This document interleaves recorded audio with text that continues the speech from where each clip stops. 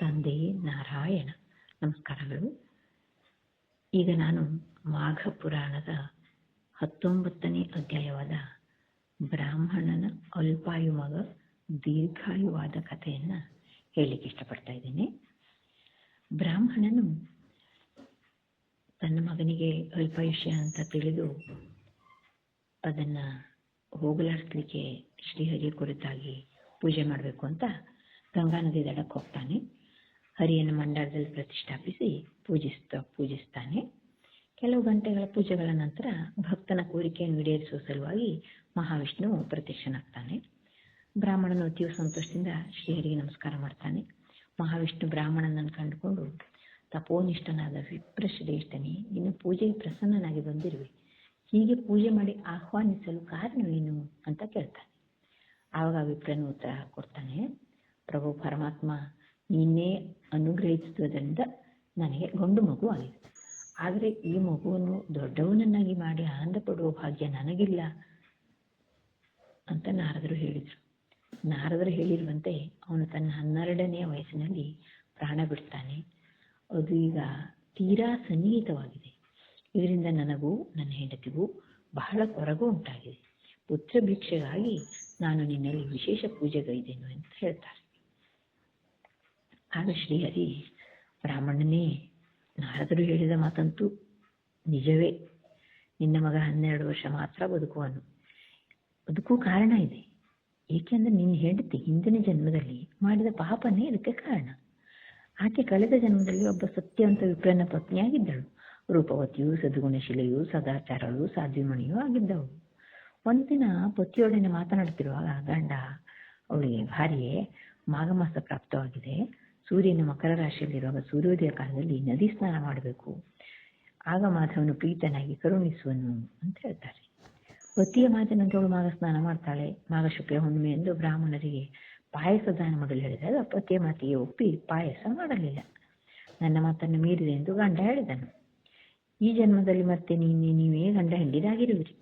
ಪತಿಯ ಮಾತು ಮೀರಿದುದರಿಂದ ಈ ಜನ್ಮದಲ್ಲಿ ಮಕ್ಕಳಾಗಲಿಲ್ಲ. ಆದರೆ ನೀನು ತಪೋನಿಷ್ಠಾಗಿ ಮಾಘವ್ರತ ಆಚರಿಸಿದೆಯಾದುದರಿಂದ ನಿನ್ನ ತಪಸ್ಸಿಗೆ ಮೆಚ್ಚಿ ಮಗುವನ್ನು ಕರುಣಿಸಿದೆ. ಆದರೆ ನಿನ್ನ ಹೆಂಡತಿ ನಿನ್ನ ಮಾತು ಮೀರಿದ್ದಳಾದ್ದರಿಂದ ಅದರ ಫಲವಾಗಿ ಈ ಜನ್ಮದಲ್ಲಿ ನಿನ್ನಿಂದ ಮಗನಾದರೂ ಅಲ್ಪಾಯುವಾಗಿರುವನು. ಈಗ ನಿನ್ನ ಮಗ ದೀರ್ಘಾಯುವಾಗಬೇಕಾದರೆ ಮಗನಿಗೆ ಮಾಘ ಮಾಸದಲ್ಲಿ ಮಾಘಸ್ನಾನ ಮಾಡಿಸು. ಆಗ ಅವನು ದೀರ್ಘಾಯುವಾಗುವನು. ಮಾಘ ಸ್ನಾನದ ಮಹಿಮೆಯೇ ಅಂತಹುದಾಗಿದೆ. ಅದು ಎಲ್ಲ ಪಾಪವನ್ನು ಸುಟ್ಟು ಹಾಕಿಬಿಡುವುದು. ನನಗೆ ಮಾಸಗಳಲ್ಲೆಲ್ಲ ಮಾಘ ಮಾಸ ಮಹಾಪ್ರೀತಿಯಾದುದು. ಮಾಘ ಸ್ನಾನ ಮಾಡುವವರು ನನ್ನಲ್ಲಿ ಪ್ರೀತಿ ಉಳ್ಳವರಾಗಿರುತ್ತಾರೆ. ಅವರಿಗೆ ನಾನು ಎಲ್ಲ ಸುಖಗಳನ್ನು ಕೊಡುವೆನು. ಮಾಘ ಸ್ನಾನವನ್ನು ಹಿಂದೆ ರಾಜ ಮಹಾರಾಜರುಗಳು ಕೂಡ ಮಾಡಿ ಯುದ್ಧದಲ್ಲಿ ಜಯಶಾಲಿಗಳಾದರು. ಜನಕ ಮಹಾರಾಜ ಮಾಘ ಸ್ನಾನ ಮಾಡಿ ಮಹಾಜ್ಞಾನಿಯಾದನು. ಮಾಘ ಮಾಸದ ಸ್ನಾನ ಮಾಡುವವರು ನನಗೆ ಪ್ರಿಯರಾಗುತ್ತಾರೆ. ಈ ಸ್ನಾನದ ಮಹಿಮೆಯನ್ನು ಬಲ್ಲವರಿಗೆ ಬಲ್ಲರು, ಎಲ್ಲರೂ ತಿಳಿಯಲಾರರು. ಮಾಘ ಸ್ನಾನ ಉಪೇಕ್ಷಿಸುವವನು ನರಕದಲ್ಲಿ ಬಿದ್ದು ಕೊಳೆಯುವನು. ಈಗ ನೀನು ಮಗನಿಗೆ ಮಾಘ ಸ್ನಾನ ಮಾಡಿಸು ಎಂದು ಹೇಳಿ ಅಂತರ್ಧಾನನಾಗ್ತಾನೆ.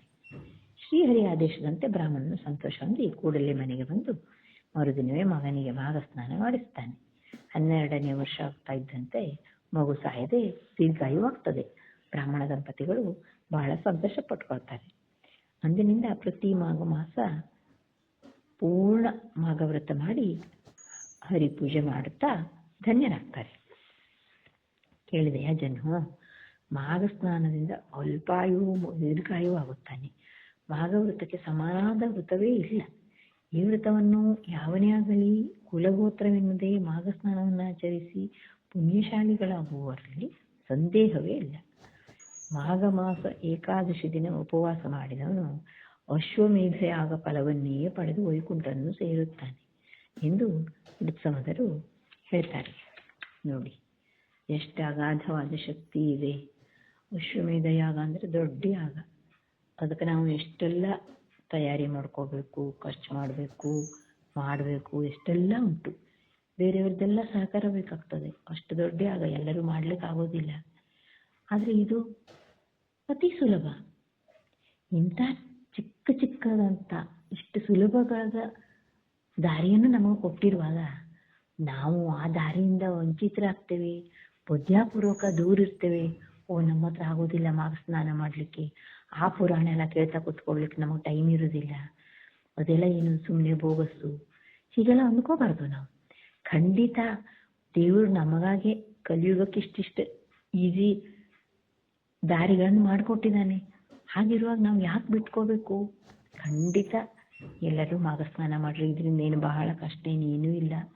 ಬೆಳಿಗ್ಗೆ ಮುಂಜಾನೆದ್ದು ಸ್ನಾನ ಮಾಡಿದ ಒಂದು 5 ನಿಮಿಷ, ಅದು ಈಗೆಲ್ಲ ಕೆಲ್ಸಕ್ಕೆ ಹೋಗೋರಿದ್ರೆ ಹೀಗೆ ಕೂತ್ಕೊಂಡು ಓದಬೇಕು ಅಂತಾನೂ ಇಲ್ಲ, ಅದಕ್ಕಾಗಲೇ ಈಗೆಲ್ಲ ಮೊಬೈಲೆಲ್ಲ ಹಾಕೋದು. ಕೆಲಸ ಮಾಡ್ತಾನೆ ಈ ಪುರಾಣವನ್ನು ಕೇಳ್ಬೋದು, ಓದಿದ್ರು ಒಂದೇ ಕೇಳಿದ್ರು ಪರವಾಗಿಲ್ಲ. ಹಾಗಾಗಿ ಯಾರೂ ತಪ್ಪದೇನೆ, ಎಲ್ಲರೂ ಯಾರ್ಯಾರು ನೋಡ್ತಿರೋ ಅವರಾದ್ರೂ ತಪ್ಪದೇನೆ ಮಾಡ್ರಿ. ನಿಮ್ಮ ಫ್ರೆಂಡ್ಸಿಗೆ, ರಿಲೇಷನ್ಸಿಗೆ ಎಲ್ಲ ಕಳಿಸ್ರಿ. ನಾವು ಎಷ್ಟೇ ದುಡಿದ್ರೂ ದೇವರಲ್ಲಿ ಭಯಭಕ್ತಿ, ವ್ರತ ಆಚರಣೆ, ನಿಯಮ ನಿಷ್ಠೆಗಳು ಅಲ್ಪ ಸ್ವಲ್ಪ ಆದರೂ ಬೇಕಾಗ್ತದೆ ಅಲ್ವಾ? ಮಾಡ್ತೀರಿ ಅನ್ಕೋತೇನೆ ತಾನೆ? ಮಾಡ್ತೀರಲ್ಲ? ಧನ್ಯವಾದಗಳು. ತಂದೆ ನಾರಾಯಣ.